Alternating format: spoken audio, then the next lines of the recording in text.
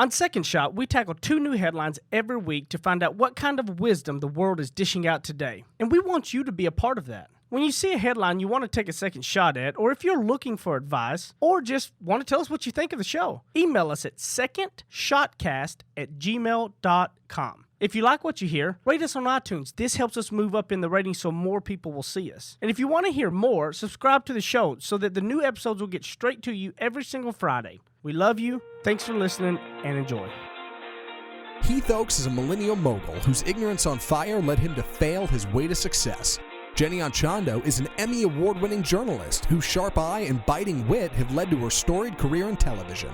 Together, they tackle today's headlines in a way only an odd couple with a dash of perfect opposite can. So kick back, relax, and join the conversation. This is Second Shot with your hosts, Heath and Jenny.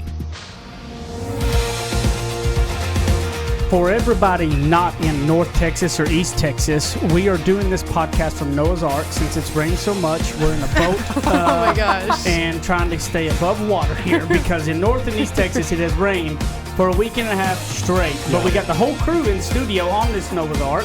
Jenny, Zach, and Matt, what's up? We're the chosen animals. It's true. We're the chosen animals for the Ark. Wow, I never thought I would make the cut. It's because we're one of a kind. That's what it is. I am extra caffeinated today on account of Brighton having a bad dream last night and insisting that it be mommy that come and sleep with her in bed at 4 a.m. All right. So here we are. What was the dream? Oh my gosh, it was actually, I could tell by the way she was describing it that it was actually a dream because she's smart enough to know that if she says she had a bad dream, then we go in there and then you can tell it wasn't actually a bad dream. She just is lonely and wants someone to hang out with her, wants to play. But she said she was in a store with her, with me and her friend Giovanna, who actually just moved away. Oh. I know. And that they lost track with the moms and the girls got lost. She and Giovanna were lost in the store. She said, we were running and running and running and couldn't find you. And we couldn't find you. We were yelling, mommy, mommy, mommy in the store. And it completely broke my heart. Because I think she's a little bit sad. She's turning 4 and I think she's starting to understand the fact that her friend's leaving and it's one of her earliest friends. So anyway, we're caffeinated and motivated I'm trying today. to remember when I can remember having real traumatic nightmares like Yeah. that. I can remember having one from when I was 6 or 7 about a giant bee that was chasing me, and I've been afraid of bees It's ever crazy since, you can remember that. Oh, yeah. There's no way I could remember any I of have that. a recurring dream that I used to have every night for years. And it was the in-life version of Where the Wild Things Are, the children's book Where the Wild Things Are. Yeah. Does anybody know that book? Yeah. Okay, so I was in the book and I'm running through the forest and I run. Somebody please interpret this for me if you know anything about it. And I see a light at the end of the forest, at the end of this tunnel, and there's a ladder and you have to climb up the ladder and the monsters are chasing me and I get to the ladder and I get to the top of the ladder right before they get my leg. The monsters get my leg. I wake up every time. Wow. For years. Wow. It was terrible. Anyway. Well, we're gonna for all you listening that maybe are listen to a lot of the sit downs. This is gonna be our traditional second shot. We got it all started. 2 different headlines. We're gonna take a second shot on and give you a different take, a different look, and a second shot on it, and hopefully bring a little bit of the old school back on in. Right? We try to do at least one of the old schools once a month or so. It's true. Yeah. And Zach slings the headlines. I got it. Yeah. Speaking of dreams, guys, some people dream of new jobs, and it turns out when you get a new job, there may be some red flags to watch out for in interviews. But BuzzFeed recently put out an article highlighting some green flags, things you want to look for in interviews, maybe things you want to ask the interviewee and say, hey, what are some things here that are good work culture that people should want to see? So here's 10 things you would want to see at a new job to tell you if maybe it's worth sticking around or finding something different. Number 1, low turnover rate. Employees stick around, it shows employee satisfaction. Number 2, if you visit the office and you see employees talking or laughing on the regular, it's a big plus. Number 3, if the position is open because the person who was previously holding the position was promoted and not terminated. That's an important one. They move people up, hire from within. Number 4, when the interviewer tells you the opportunities for advancement and raises, they just tell you right up, here's what you can expect, here's what you can see. They're open, they're honest, that's important. Number 5, if nobody's wearing a suit or a dress shirt, implying a casual vibe. I feel like some businesses may go the other way on this, but I could see why in modern culture people would want that. Number 6, a friendly receptionist, somebody who's excited to see you every morning. Number 7, seeing employees take breaks. That's a good one. Number 8, being told it's okay to make mistakes. That's a really good one. Number 9, the interview process includes a test or exercise to check your abilities. Really want to get everybody's opinion on that. And number 10, if the interviewer tells you the worst part of the job up front, that seems like somewhere you want to stick around. 10 points. I say we cherry pick our favorites here, talk about what works and what doesn't. What do you guys think? Oh, I love this list so much. Yeah, me too. I really am enjoying the idea of this. And if I were to pick a favorite, to your point, interviewer tells you the worst part of the job. That the number 10 is actually my favorite, because I think when you know the expectations and you know what's going to be bad, it's almost like an easier pill to swallow as opposed to being surprised by it. Yeah. Like, for example, if they tell you, look, this is a solid 40-hour-a-week job, no more, no less, and you're like, okay, cool. I mean, I can work 40 hours a week, and you go in and they're asking you to say an extra 30 minutes every day, you're really ticked off. Yeah. Whereas if they would have told you, you know what, around here, we do work through lunch. It ends up being, 45 hours a week, Yeah. or whatever. Then you're like, okay, I knew to expect it.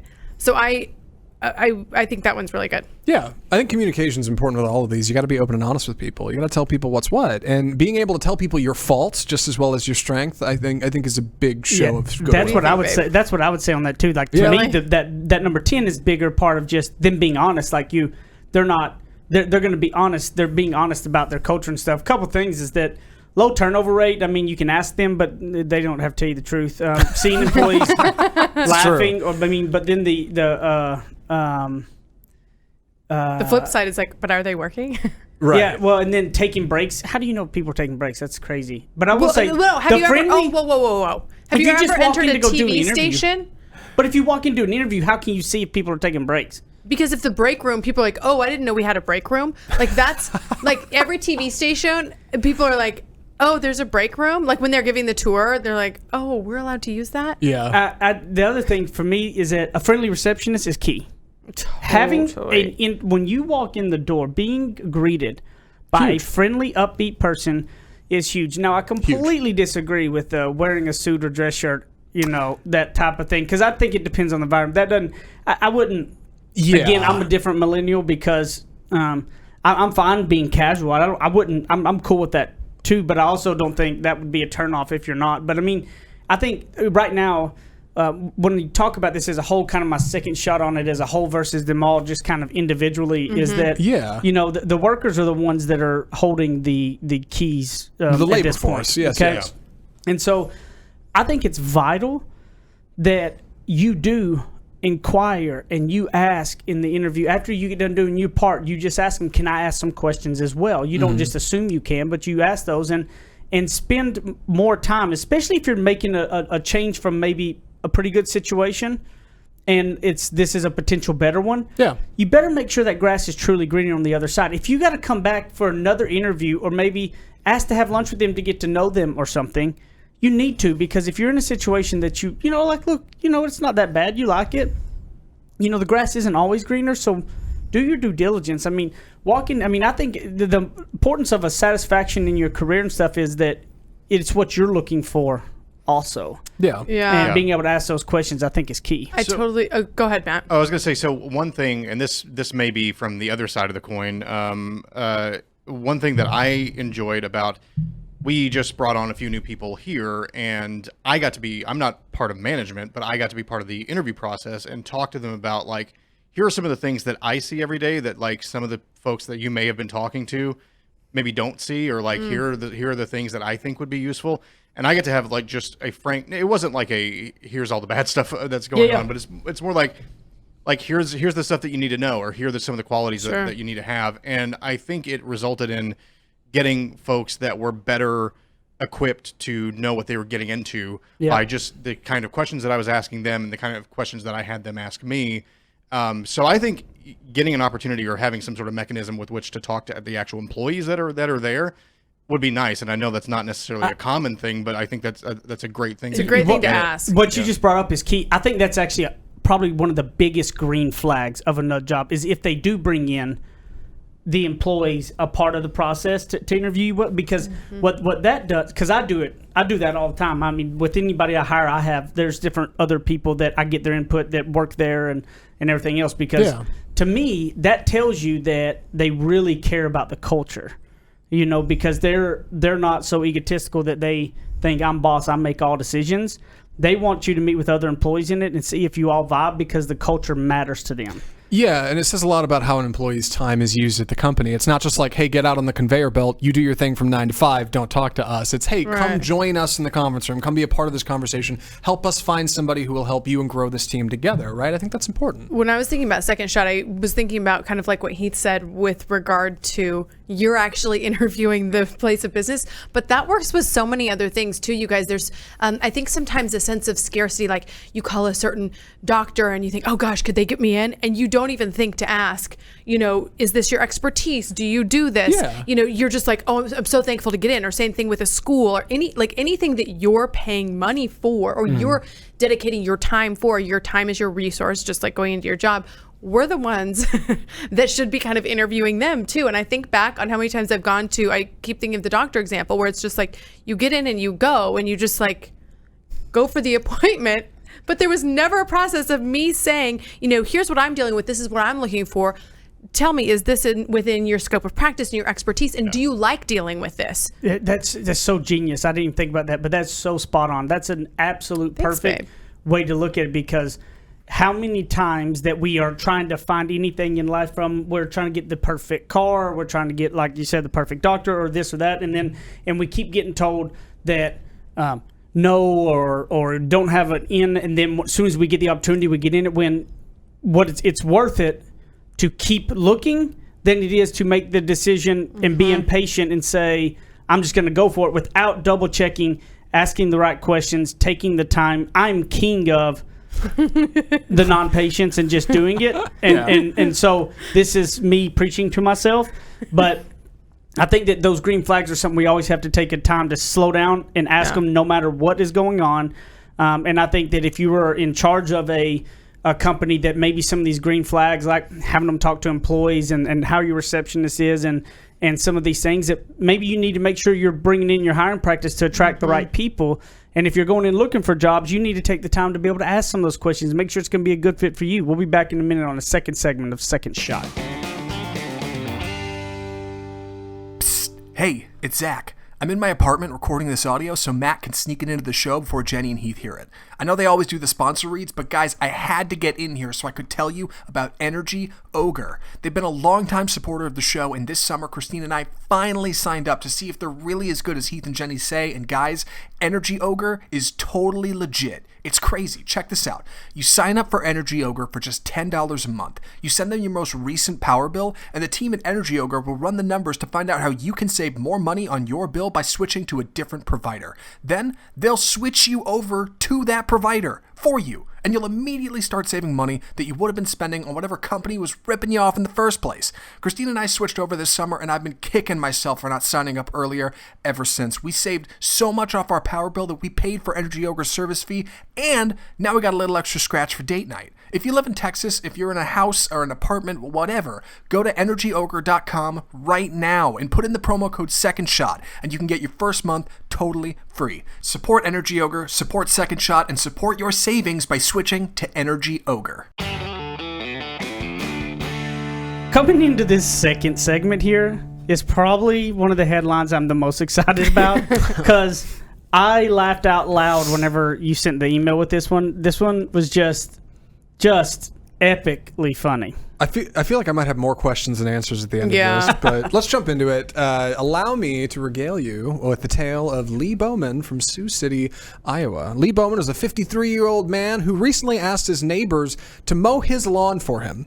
It's not really clear if they agreed to it. It's not really clear what the terms of this agreement was, but apparently he just said, hey, can you mow my lawn for me? It seemed like they were into it.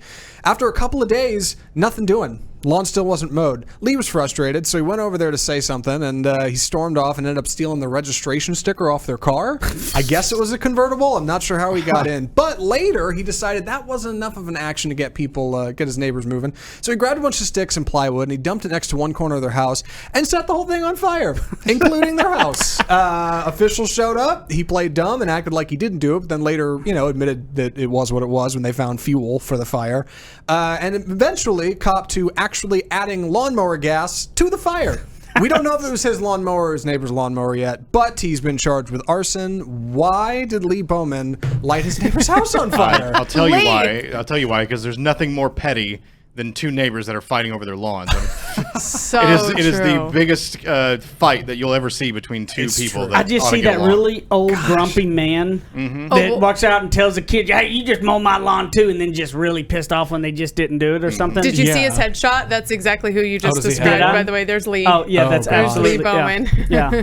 Looks Yeah, like a because it's not 53-year-old sure man that from like Iowa. if Yeah. it doesn't specify that like that he like pays these people to mow the yard or anything. It's just like he just told them to mow One it. of them too. Maybe they've done it in the past randomly or something. I love the lack of details. Like, it just adds mystique to the whole thing. Yeah. Yeah. Well, Yeah. why did they agree? Did they ever agree? Were they even privy to this whole thing? And like using their own lawnmower gas to set their own house on fire is epic. You know, it's just like, can you imagine them realizing their house on fire and realize what happened and go, what kind of Twilight Zone are we in? We literally just didn't mow the guy's lawn and he set our house on fire. I mean, you know, you live next to a crazy neighbor when they're ripping off your registration sticker. Lighting your house on fire is a whole other Now, beast. ripping off the registration sticker too. Just bro. that. I mean, Yeah. this dude It's was just an losing. annoyance. He was Yeah. losing his stuff. Yeah. He was a really rough was day. losing Now, it.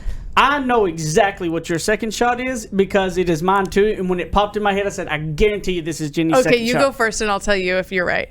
It is all about proper expectations and what you expect and don't expect and how it can make the difference. Yeah, that, and then also communication. Which, by the way, you guys, Heath has. This is breaking news since the last time. Heath has recently learned about feelings. Yeah. It's a new. Oh my goodness. It's a Yeah, new yeah. thing. Some of us.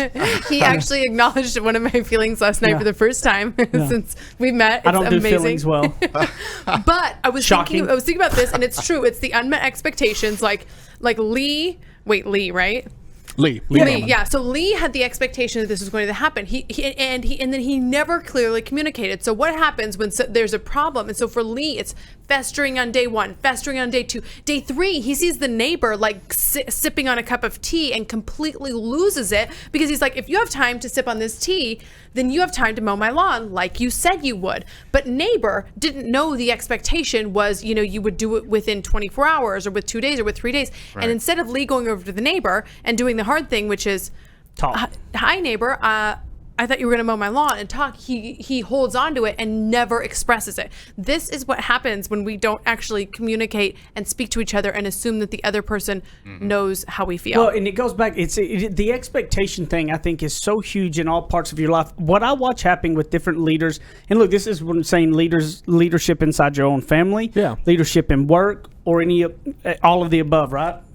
A lot of the problem that I see is that if you don't handle a situation because you don't want to give that clear expectation because it's a little uncomfortable, what that does, that builds into something that ends up being a massive blow up Yeah. because you didn't set it clearly because you were kind of nervous about it.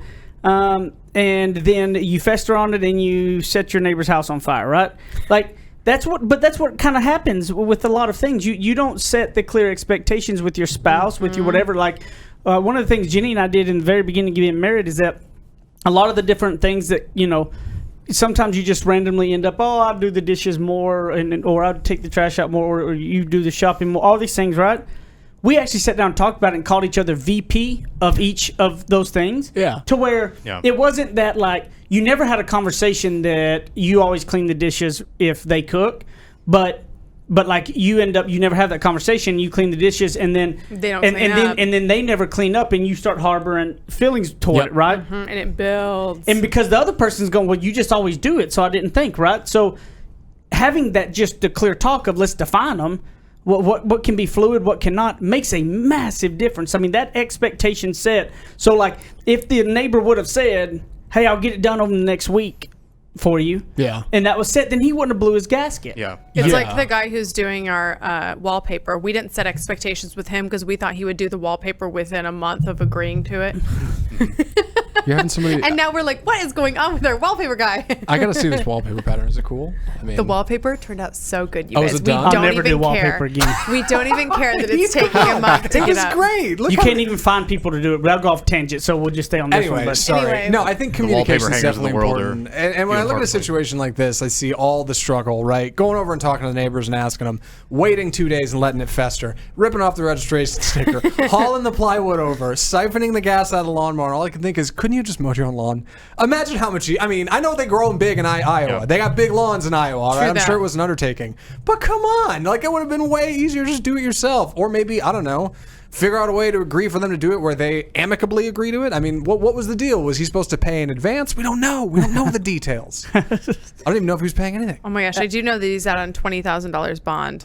So that had to Neighbor, have that been, neighbor better watch out. Yeah, Nobody how let would you that like man to near a lawnmower. be sitting at home and waiting for him to come back, Yeah. back from jail? Oh, gosh. But yeah, I mean, I think going back to the communication thing, this is an extreme example, but I think it is a good example of what happens when like one party has feelings that are not being communicated to the other party, right? Yeah. And so to that neighbor, it's like maybe they had a conversation about mowing the lawn, and then a week later his house is burning down, and they don't see the things in between. And I can't count the number of arguments that I've gotten into in my home, and like with me as the person that has messed up, or vice versa, where one side of the equation had either maybe not communicated as clearly, or maybe thought they did, but it didn't come across, and they were counting the days, or they were counting all the things that were happening between when they said to do the dishes or whatever. Whereas the other person on the other side all of a sudden just has someone blowing up in their face because the dishes aren't done, and you're like, Yeah. I had no idea this was a problem. This was even a problem. So yeah, it's an extreme example, but a good example of like what can happen if you don't.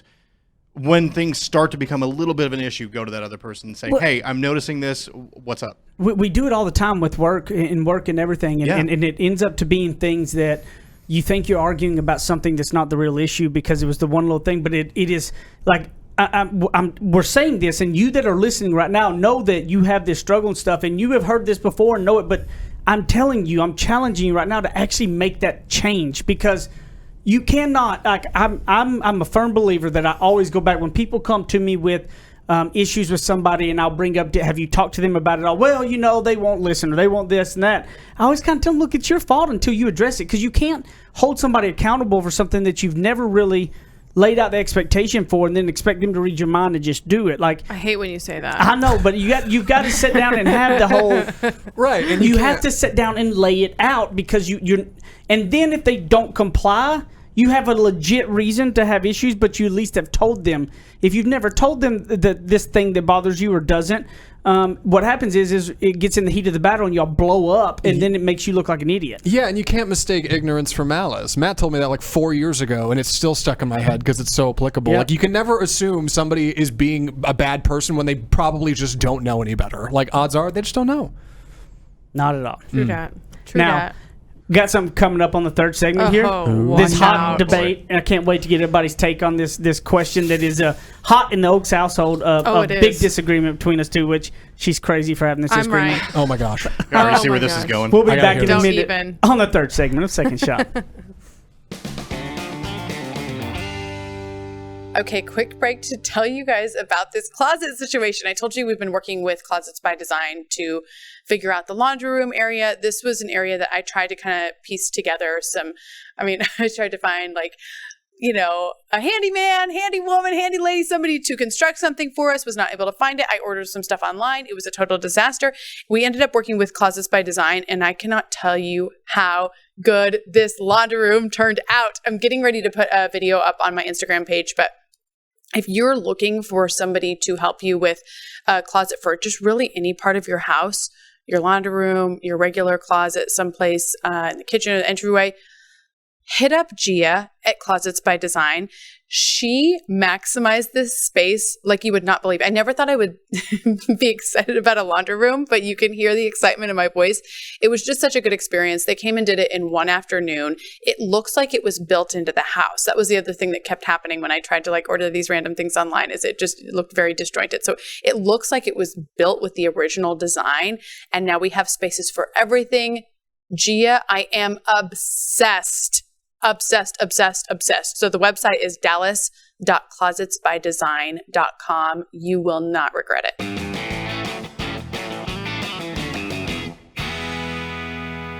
All right, before we get into this really hot topic question, I'm going to shame everybody, because a lot of you listening, we have still a lot of people listening, and the reviews have not gone up. So stop what you're doing right now. Leave a review, because you're still listening. Means you like it. Go leave a review right now. Yeah. Whatever you're listening to, your Apple iTunes, wherever it is you hear, there's a way to leave a review. Do so for Real us, quick. please, and thank you. There's a ton of you out there. I see the numbers, folks. Yes. There's There's a ton out of there. you out there, but you have to scroll down until you see Yes. the little thing where you can click the stars. and click the 5 stars. Open it in the podcast app, scroll down to where it says ratings and reviews, click it, and it'll be like, leave a rating and review. Boom, you're on your way. It's Super just easy. a matter of scrolling down. Anyway, true. now I'll let you to- ask the question. Well, no, I want you. No. Okay, sure, Who's I going will. to stage this for us? Sure, I will. Okay, so here's the question for everybody. Oh, and you can want to know what? Everybody, y'all can leave your answers of what you think on this debate in the review that you leave. leave there it you in go. a review True. and tell them how Jenny's right.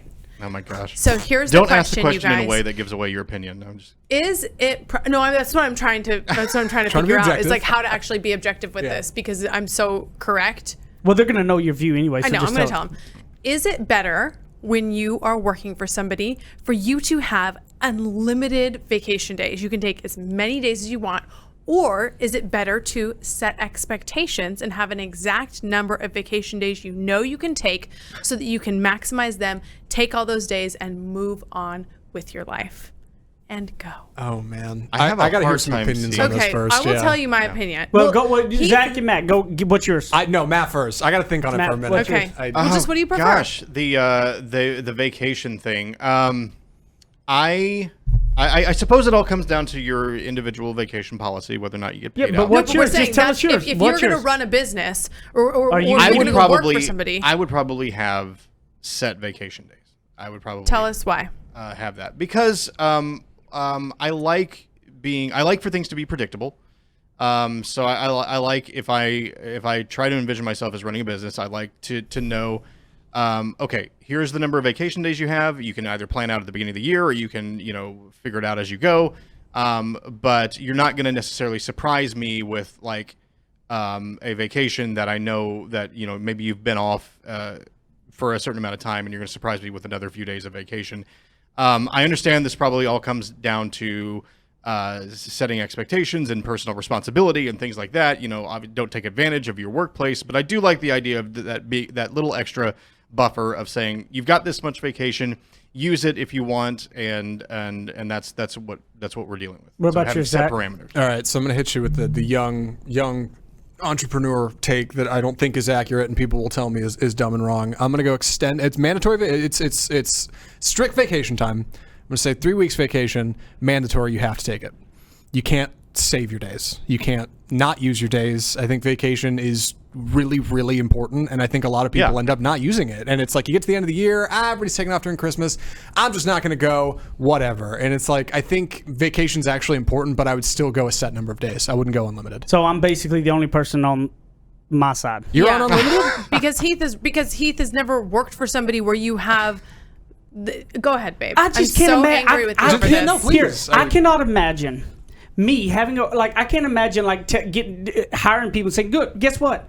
I trust you. Yeah. And guess what? I'm gonna let you, as a grown up, make decisions on what is best for you. No. I'm not Yeah. gonna dictate. Uh-huh. I'm not gonna dictate when you can and cannot. What I'm gonna tell you to do is get your job done.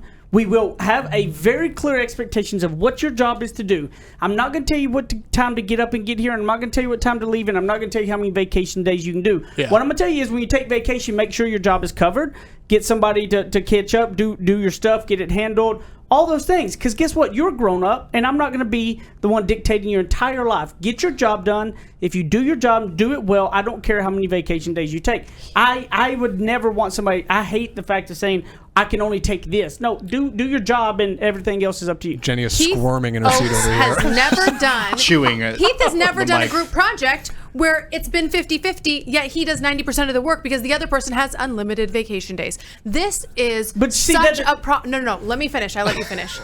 She did This let you is finish. That's such true. a problem, and here's why. Because the people who are trying to be people, you're making them guess how many days you think are appropriate. You talk about unmet expectations. That's an unmet expectation because I might be super efficient, and I'm like, you know what? I'm actually can do all of my work in 4 days a week, so I'm going to take off every single Friday, and I'm just going to. And guess what happens? The other employees who are not as efficient start resenting me. You start wondering, you know what? Jenny is doing pretty well, but I wonder if she could do better. I wonder if it's because she's taking every Friday off. And so there's this unmet expectation. I'm like, I'm doing my work, but because you never said this is my gift to you, then I'm taking that off. On the opposite coin, again, unmet expectations. Say I'm trying to get a promotion. I'm really trying to impress you. I'm really trying to impress my boss. And I'm like, you know what?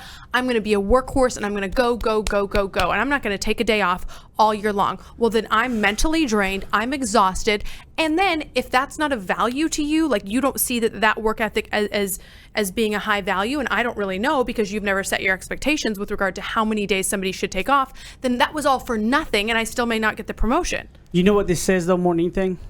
That the fact of Is that I need a vacation day? No, you know what? No, that y'all have never really worked for a great leadership culture because you can have all those feelings if it's a really poor leadership, which is this. They say that so that they can whiplash everybody versus being in a situation that you don't get judged for taking your days off. Yeah. And you are told when you are meeting and not meeting expectations. See, leadership is holding people accountable. And if I'm holding you accountable and I'm telling you when you're lacking or not lacking, then you don't have all those questions. And if you're in that culture where every time somebody does take off, like when I was selling cars, we supposedly we had Sundays off because it was closed, and we got to choose a Tuesday, Wednesday, Thursday. Okay? But nobody would take it off because you want to sell more cars. Well, because the culture was you were looked down upon if you did. Right. Exactly. So but that's the difference of if it's great leadership Well, that find is us not new frowned. bosses. If that's not frowned upon, Just kidding. We love your boss here at the studio. then it can be that situation because I don't want anybody to tell me. It's very progressive for sure. No, babe. But here's where I can kind of understand it.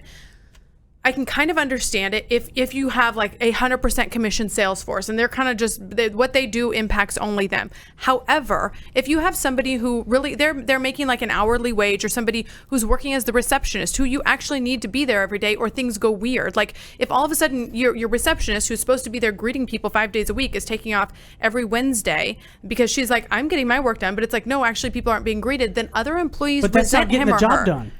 If her job Well, is so to then greet what people, a joke. Give her 2 weeks vacation and have somebody come fill in for her. she can take them off if she wants. Heath, you have unlimited vacation. How many days off do you take? In a year? He's not going to my class reunion. Well, He's not going to Ooh. my Oh my 20-year gosh, this- reunion because he's got to work. yeah. So, All right, but so, if yeah, it 'cause had been I'm- like, well, he has to take him, well, then maybe I could convince him to come with me. You probably don't take more than 2 or 3 weeks, right? I mean, I'm sure. I don't take that. Yeah. Yeah, I was but gonna say, my you income, all the but my time. income is relied on it, so it's not. That's true. It's not a. It's like And that's a big part of it. Yeah. yeah. It's like we got the daddy leave that I Right. could have this, but my income will take a massive hit on that. Right, So if it's you- like it's different. Yeah. So it's not as generous as it seems when somebody gives unlimited vacation. Yeah. Now I'm a fan of let the people be responsible, have great leadership and culture that doesn't judge for it, and let them take autonomy. We all I like think great leadership. I for sure. think less. To me, I look at it a little bit more from the employee to employee standpoint, like less versus like if I took a bunch of days off, like here for instance, I have set vacation days, but if something were to happen where like I had a problem yesterday where like the smoke alarms were going off at my house and all the dogs were going crazy because the batteries were low and Megan didn't have any batteries, so I had to leave here, go and get batteries and go change the smoke alarms. I didn't have any problem. I didn't have any problem going to the folks here and saying, "Hey, I got to run home for like an hour. Take care of this. I'll be back." They were cool with that. We still do have set vacation days, and I think what's nice about that is like having that ability to be like, if something comes up, I can go and take care of it. But I do still have vacation days here that like it is on me whether or not I take them, and I don't begrudge anybody that's working with me to take their vacation days because I have the same amount as they do. Yeah. And if I don't use them, that's on me. And no one's going to look down on me for saying, "Hey, I'm taking a week off." If I got a week of vacation, I'm taking a week off. No one's going to say, "Oh gosh, he's already taken this many days off," because everybody has the same. So I do like that in terms of fostering the sense of everyone has the same ability to take off work if you want to. I got a solution. Okay. Here's the middle ground. Yep. Tell me what you think about this. Set it up to where I'm listening. you have 10 vacation days you have to take. You coming on board, you have to take 10 a year. Yeah.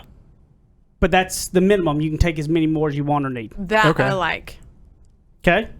That way you're not saying you can, if you're a rock star and want more days, you can, but I'm saying you have to take 10. I still think with a lot of leaders that I have worked for, that would not work But because it's a they would be. I'm saying you have to. You Right, have but to like take them. I just Yes. know, again, back to the school But project at thing, least- like one person would end up doing more work, and then you over time it's like That's it's basic. grating on you because you feel like, yeah, I mean, I guess I could just start taking off all the time too, like this other person, but then our quality would suffer. And But that's 2 weeks basically at that point. Yeah. So I'm making Yeah. them. I'm mandatory to take your 10 days.